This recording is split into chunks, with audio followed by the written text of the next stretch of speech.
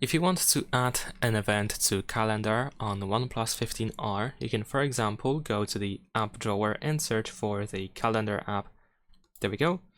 Once you open it, you should be able to use this plus button in the bottom right corner, and then we can go to event. We can select the event option. Now we can set up our event. You can provide the title. We have a couple of different options, like for example, we can choose when the event starts and when it ends. You can also choose the starting time and the ending time of the event. And if the event lasts a whole day, then you can tap on this switcher in here.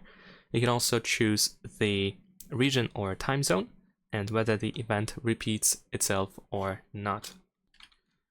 Besides that, what we can also do is we can add video conferencing of here, location, we can manage notifications when you want to be notified about the upcoming event, we can provide description and so on. Once you're ready, tap on save in the upper right corner, and that is pretty much it. Leave a like and subscribe.